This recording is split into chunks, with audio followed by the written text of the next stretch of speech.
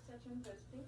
I'm here to perform your musculoskeletal exam today, which will be examining your joints from your neck, your elbows, your fingers, your hips, and knees, ankles, toes, and feet. So could you please tell me your name and your date of birth?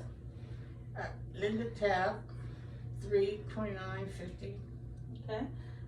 Also, I have to get your consent from you because this video is going to be posted on YouTube under unlisted. Is for the education purposes, so it's going to be there for my instructor to view. May I get your consent, please? Yes, you have it. Okay. So we are going to begin examining, starting from the hands. I'm going to inspect for any redness, and I'm going to work bilaterally if I can, inspecting both hands. Show me your palms, make sure there's no joint deformity, there's no redness, there's no nodules, there's no the joints are symmetry. I don't see any maybe fluid collections in between joints. Starting from your distal and proximal pharyngeus to metacarpal pharyngeus. And then they're both equal, they're symmetrical. I'm going to palpate, starting from the distal pharyngeus, the proximal interpharyngeus, and the metacarpal pharyngeus. So I'm inspecting all the fingers, and then inspect the other side from the distal and proximal interpharyngeus and metacarpal pharyngeus. And she don't have any pain. She's not complaining of any swelling. The skin tone, temperature is warm as expected. The tone looks equal. And then from there, we are going to perform the range of motions for the hands. So I'm going to ask you, can you make a fist? Okay, and open fist, and see if you can tuck your thumb. Okay, and then could you put your fingers together and abduct away from each other and adduct. And then also, let me see.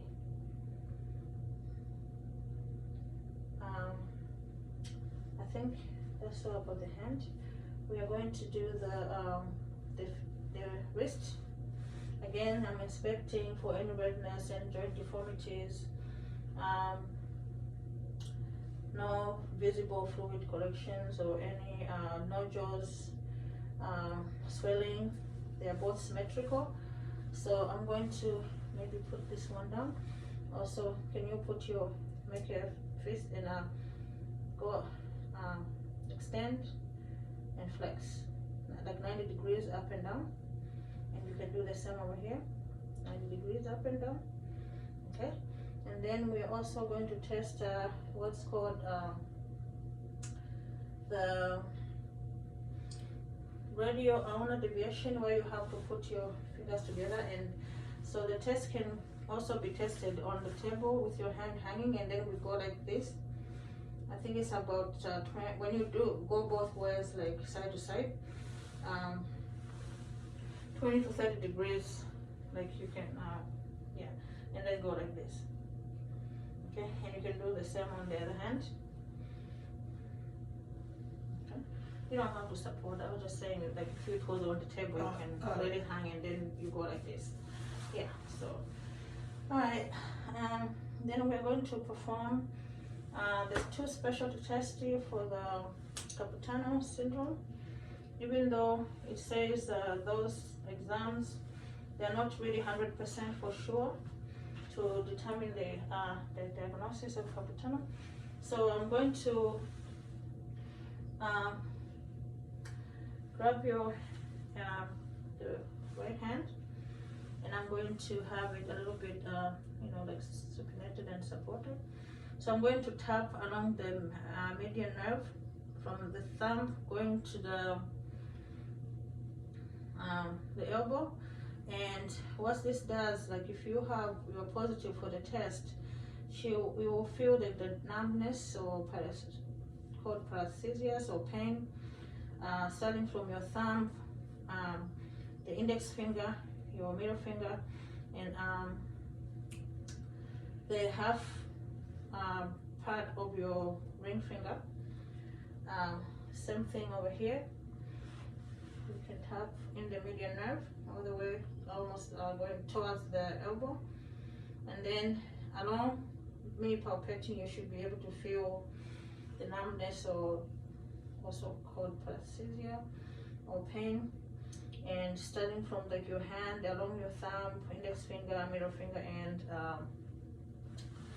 the half of the ring finger. And also we're going to have a test called the Fallon test. The one I just tested is the Tinel sign test, and then we're going to do the Fallon test, where you can flex 90 degrees, both of dorsal part of your hands, and stay there like for 40 to 60 seconds. So same thing, if the test is positive, you're gonna have the same feeling here along the nerve distribution from your thumb, the hand part of your thumb, index finger, and index finger, the middle finger, and half of your ring finger. And same thing, it's going to happen here. The nerve distribution ends from your thumb to about half of your ring finger. So you can put it down. And then from there, we're going to go to the elbow. So with the elbow, again, inspection to see if there's any redness, joint swelling, deformity, or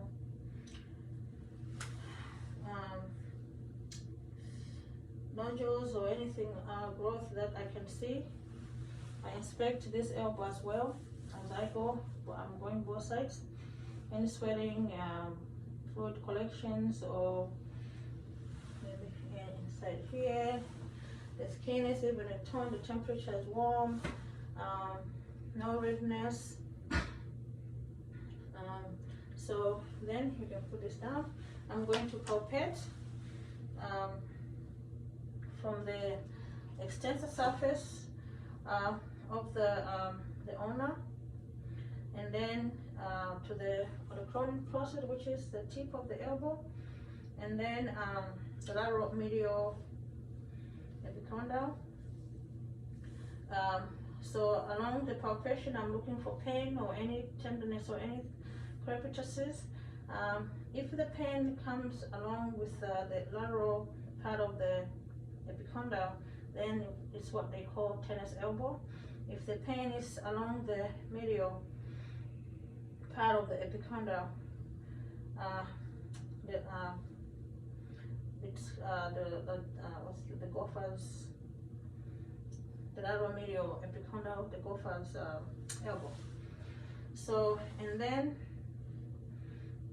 I'm going to have you like elbow, like let me see, straight, maybe extend forward and flex, like, yeah, and flex, and then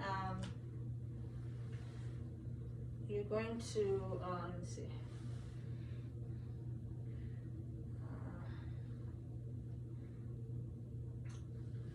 Again, you're going to go like straight, like forward this way. I'm sorry. And then you're going to supinate, yeah, and then pronate, supinate and pronate. So that's a range of motion for the shoulder. And then we'll do the same thing here. I'm going to palpate the extensor arm,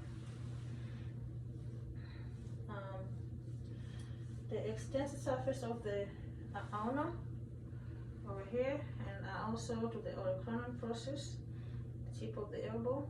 Again, if there's any pain along the lateral part of the epicondyle, it's the Goffard's elbow. If the pain is a lateral medial epicondyle, is did I say the Goffard the first time? The lateral part is the tennis elbow, and then the lateral medial is the Goffard's elbow. And then again, we're going to straight forward, extend, and then forward and pronate and supinate. Okay, and that's about that. And then I'm going to move to the shoulder. So again, inspection, both shoulders. I don't to see if there's any joint swelling, any abnormalities, any growth that is seen before I touch anything, any fluid collection, deformities, nodules, swelling. I don't see anything on both sides. Therefore, I'm going to palpate. I'm going to begin with the bony prominences of the shoulder, and then move into the shoulder girdles, the scapular muscles, and also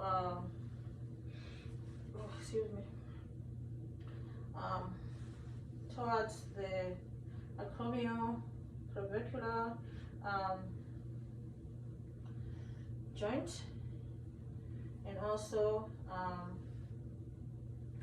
go in the like the subdeltoid bursa to the tubercle of the humerus, and also the cricoid process. Again, I'm looking to see if she has any pain or tenderness, crepituses. I don't. She's not complaining of anything. Again, something over here. I'm going to palpate, starting with the bone prominences, shoulder girdles, the scapular muscles, biceps,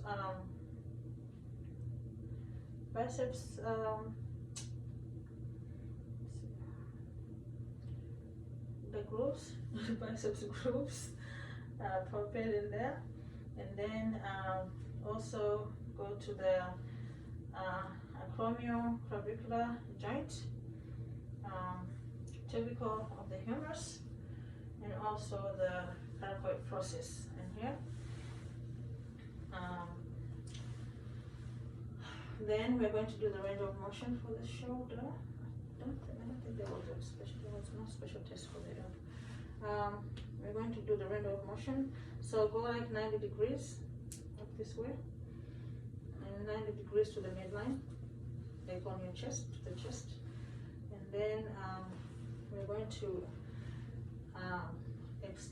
internal rotation, where you try to touch your other like scapula here. Just do what you can. You don't have to. Yeah. And then external rotation, where you have to put your shoulder behind. Behind your neck, as if you were trying to touch the opposite scapula. And then let's see. From there, we're gonna do the special test, which is called the drop arm test. So you go up 90 degrees with my support, and then I'm going to let it go, and I'm watching the actions of the muscles of the deltoid for possible rotator cuff injury. So after I let her go, I have to see if she's maintaining the position, and then you have to go down slowly, and as you go down slowly, I'm observing here to see if she has any pain, and she is not. Then we have to go over here as well, same thing, 90 degrees. I think I missed something, but we'll go back 90 degrees, and then like in the side 90 degrees this way, and then you come to the midline, and then you can put it down you can do the behind one, that's your internal rotation, and then you do the shoulder one, behind your shoulder, behind your neck, that's the external rotation, and then we have to do like straightforward. We have to do this one too, and straightforward 90 degrees, and then put it down, and without moving the shoulder, we go straight backwards at 60 degrees. Yeah, so I forgot that one. I think the forward one is the 180, but so we don't do this one 180 degrees, and then we put it down, and then behind at 60 degrees, and I think I'm done.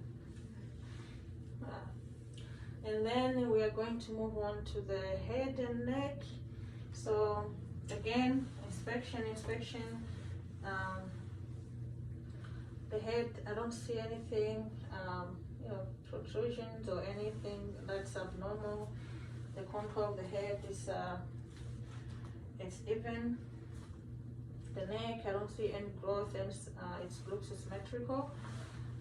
So then I'm going to palpate. Again, I'm going to palpate. Let's see, with to my two fingers. I'm going to palpate the tragus of the ears, and then coming down here to the temporomandibular joint, and I'm going to ask you to open your mouth, and again, so, and I'm able to feel your joint is moving like smoothly, and then I'm going to ask your mouth, and you move, I have to see the degree of opening, and then move it side to side. So with your open mouth, you don't have to do it, but it says that normal mouth, you should be able to insert 3 fingers. You know, like, yeah, you should be able to insert like 3 fingers in your mouth. So, and then we do the range of motion, where you have to put your chin down and hyperextend backwards, and then side laterally, where you, like your ear touch your shoulder, and then if you can, maybe like in a circle. And then we have to do the special tests, which is called the Sperling test. The Sperling test, it's testing about your cervical compression here, if you have any nerve, pinched nerve. So what this does is, it says don't test on the elderly or somebody who has a serious disease of this spine or the neck. If I'm going to demonstrate hyperextend the neck, and then if she has an affected side, then I have to twist to that area where there's an affected. While I'm doing that, if she is having any what they call radicular pain, then I will stop the test. But if she's not, then I'll have to compress. With me standing behind her, I will have to compress, and when I compress again, if the test is positive, she's going to have pain, and that shows she may have a compressed nerve. Then I don't know if I did my palpations here with the cervical neck palpations, paracervicals, and then your trapezius muscles, rhomboid muscles, and sternoclavicular areas. And again, I'm looking for any pain, but she's not having any pain. And then we're going to move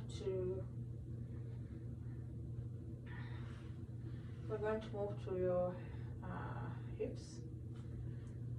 We're going to move your hips, so you're going to lay down.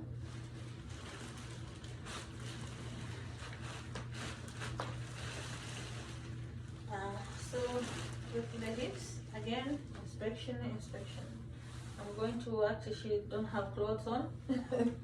So I'm going to inspect the hips bilaterally. Oh, you don't have to. I'm going to inspect bilaterally to see if there's any swelling in the hips, any ligaments, laxities, they call them, and any joint swelling, redness, or any growth. Then I'm going to palpate, starting from the anterior superior iliac spine, in the back here, if you can just write it a little bit down, in the back here, and then superior iliac spine itself, and then come back in greater trochanter, again in the sacral iliac, in the back, sacral iliac, and then again I'm looking to see if she has any pain in these joints of the ilium side, and I will do the same thing over here, the other hip, the greater trochanter, anterior iliac spine, the posterior iliac spine, and anterior posterior iliac spine. Again, we're looking for any pain. If she hasn't, she may have maybe a set nerve or something.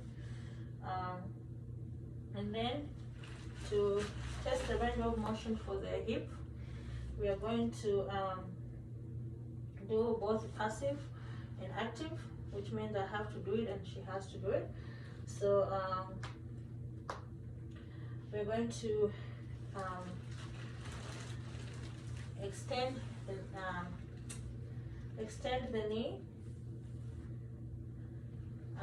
maybe like extend the knee like 45 degrees, a little bit here, like here.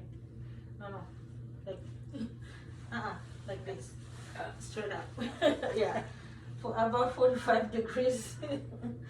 And then we're going to maybe try to maybe external rotate and internal rotate, and also we're going to abduct and adduct. So when you go do the same thing, also try to, as if you are like open your like, yeah, and do and then go and then abduct out. No, keep it this way. Right.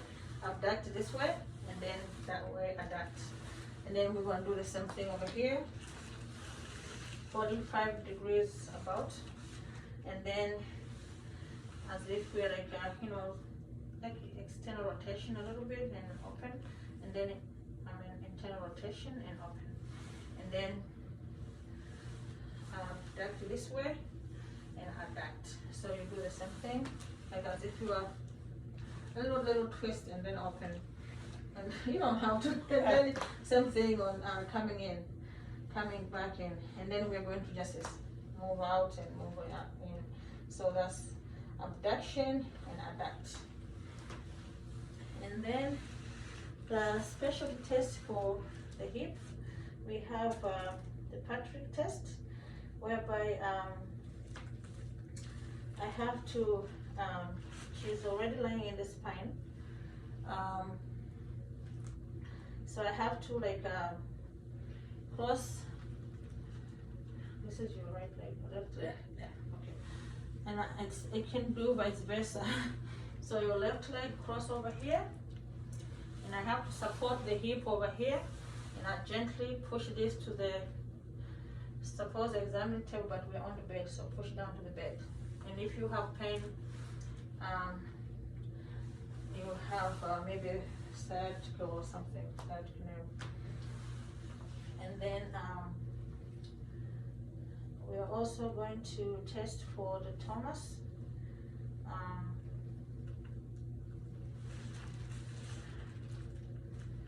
Thomas one, we have to we have to do the same one for the Patrick one, both legs. Both legs.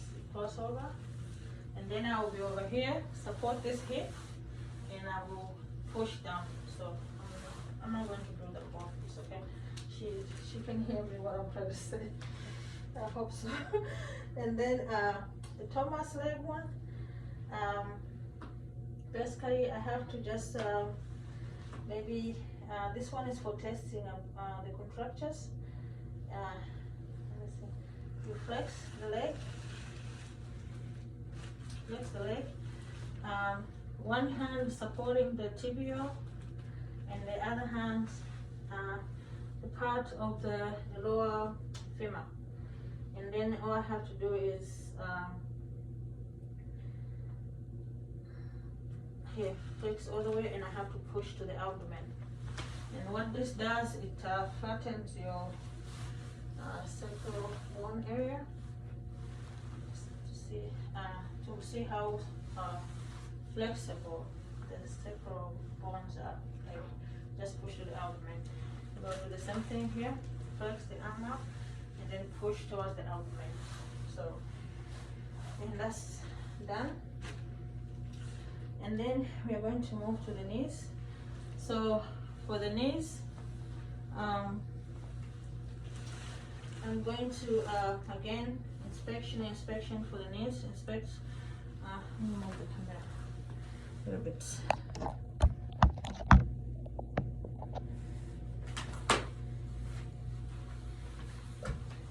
Okay. So we are going to inspection for any joint swelling, fluid collection, any redness, deformities, such as the varus or valgus deformity, which the valgus one, which means the bone is growing inward, and the varus one, the bone is growing outward, like a board. So I don't see anything just from the look. Now I'm going to palpate, starting from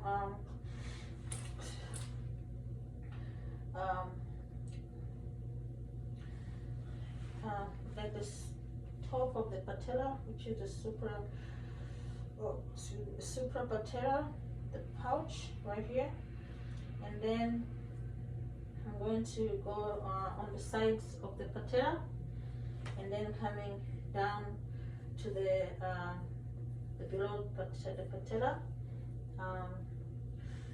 and then go to the popliteal fossa, also called the beta cyst, the beta cyst. So, and I'm palpating again to see if she has any pain or any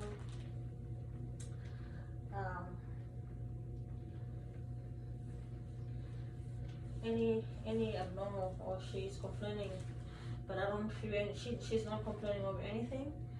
So this knee is fine. I'm gonna move to the next knee, and again I will be on this side to assess this knee. So I'm going to again palpate on the to feel for the valgus and the valgus deformity. I don't feel anything. Palpate on the suprapatellar pouch, the patella itself, the lateral sides of the patella, and also go in the popliteal fossa, which is also called the Baker's cyst. And again, palpating to see if there's any pain or any deformities, fluid collection, and she's not complaining of anything. Then we're going to do the range of motion, which are both active and passive, which I have to do it and she has to do it. So we're going to start with your leg stretch, about maybe 120 degrees, and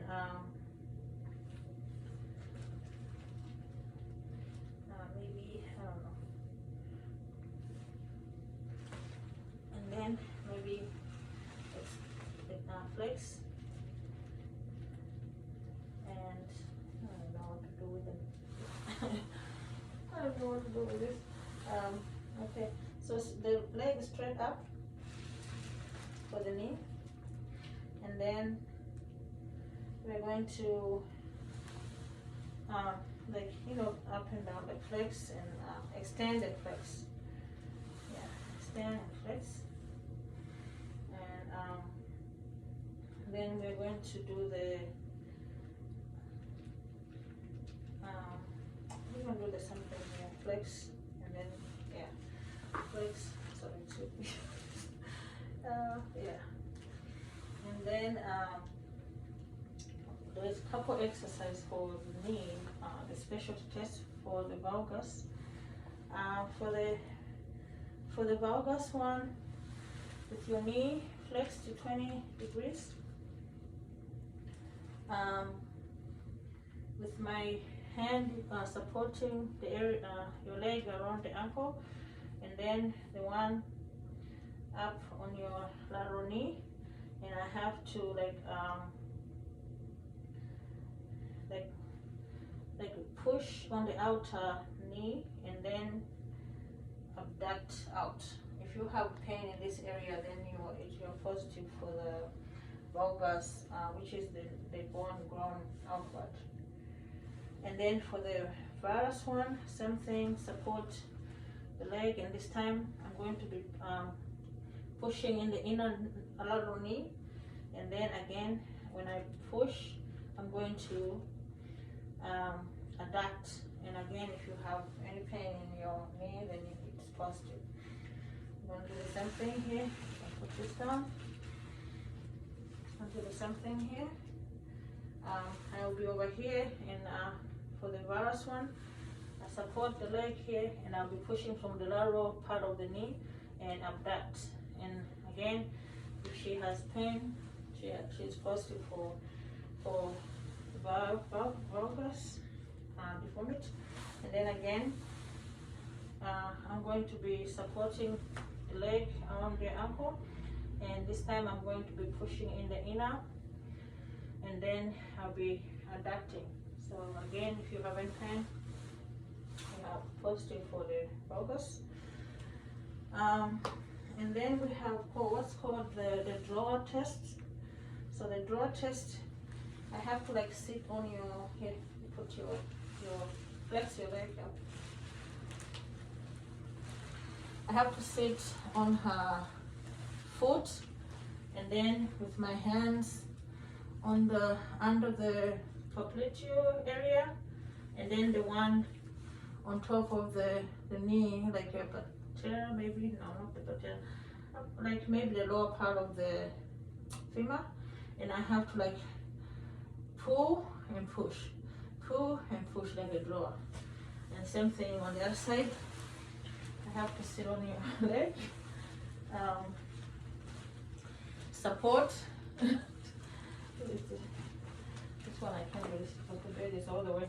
Again, sit on her foot, and my leg here. You can put this down so she can see. My hand in here in the popliteal area, and my thumbs up on top of the lower femur bone. That's a trochanter, and then I have to pull and push. That's the draw test. And then we have to do the McMurray test. The McMurray test is simply you lift the leg, flex it, internal rotation, and put it back in position. And also lift up the leg, medially hold it at the tibia area, and kind of medially rotate, and put it back in position. So basically all this testing, what they do is they are trying to test the laxity of the muscles or the ligaments, but she's not complaining of any pain anywhere. And then I'm going to move to the toes. Can she see me? Okay, I think I can put this in. Come in a little bit. So I'm moving to the toe areas. Again, inspection the feet and the ankles. Can I take your socks off?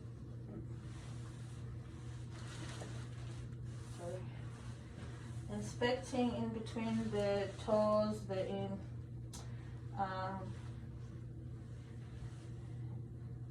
inspecting just in general for any deformities, any redness, the pain, any calluses, the bunions in both sides, maybe the plantar warts, flat feet, but we have to test it or when you stand and we test the flat feet. And then something called motor neuromas, and those are due to the laxity of the ligaments. And also I'm going to now palpate bilaterally. So then I'm going to palpate the pharyngeals from the distal, proximal, and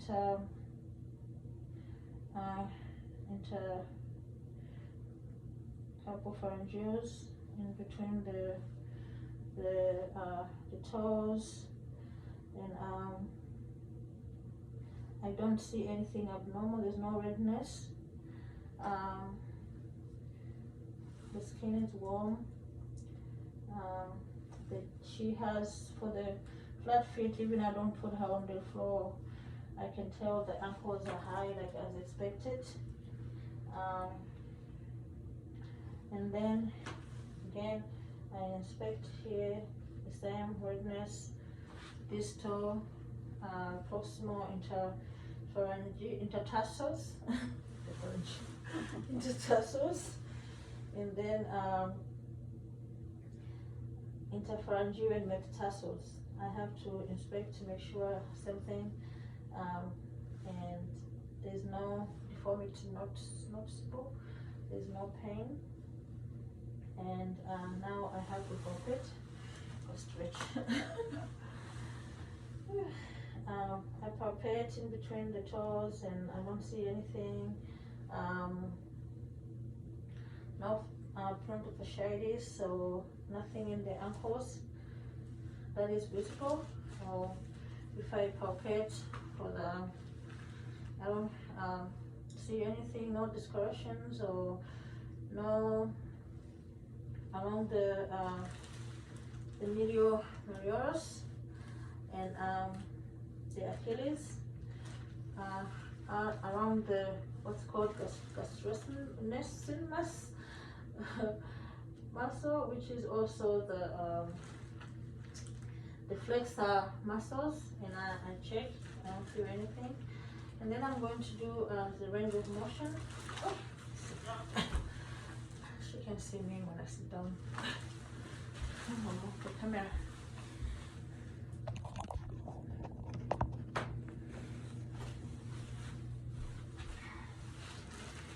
Okay. So I'm going to do the range of motions for the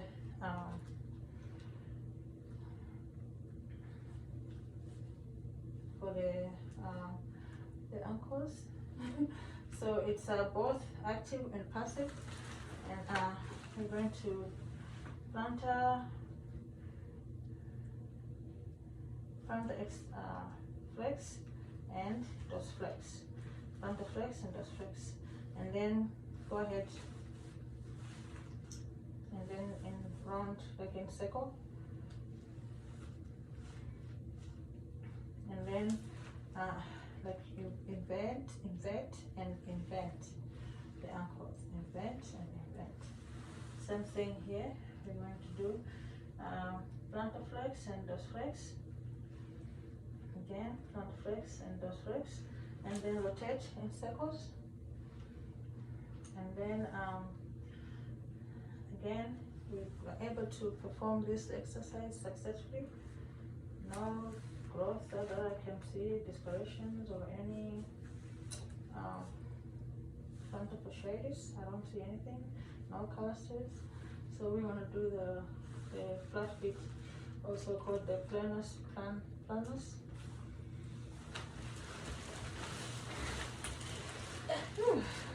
What's up? You want to put them on? Yeah. Oh, okay. I have to see the feet. And then we move to the spinal. That's the last thing. I'm sorry. Turn the camera.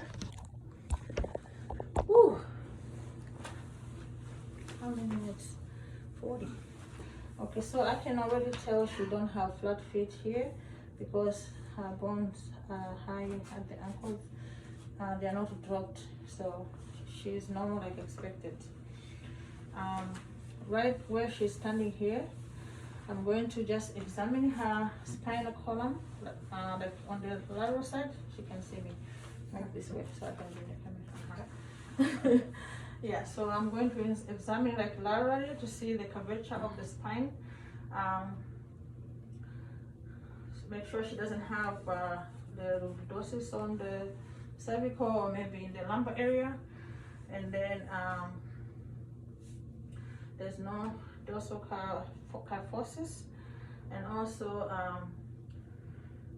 we are going to do I inspect. I don't see anything of that nature, so I'm going to palpate along the cervical bones, cervical they call those. I'm going to palpate along the I see when you are standing that it is symmetry and everything, but I'm going to palpate along the cervical column, you know, like space by space from the upper all the way down. And then I'm going to also palpate using my ulnar part of the fist. Focus, like using my hand and my ulnar part all the way down, from up all the way down. I did my percussions, and then I'm going to ask her to bend down as much as you can, as if you are touching your toes. And as she does that, I'm also I'm looking at the curvature. I'm inspecting the hips, the shoulders to see, you know, the symmetry, and then to see if anything is higher or lower than the other.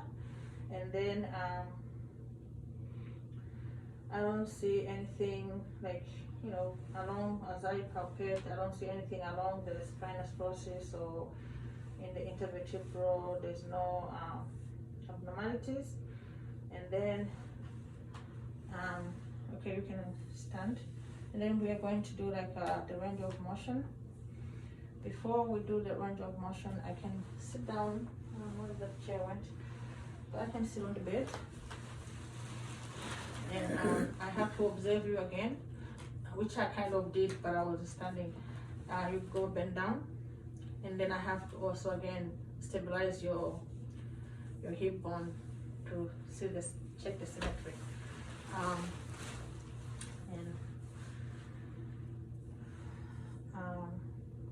Then we have to do the range of motion. So we have to like you can go like side to side, maybe 30 degrees, and the other side here 30 degrees, and then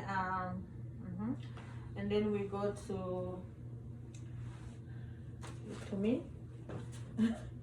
Okay, and then okay, but I should be, when you do this way, I should be like here, and you face me. Okay, okay, okay. And then maybe while you are standing like that, also like a little twist, and then another one. And then we have to do the final test of the specialty, which is a straight leg test. Okay, straight leg test. I should have done when you was in the bed. When it comes to this spine. So the straight leg test, Jessica, you just lift the leg up, and then oh, I can see. She can see. I have to move the camera.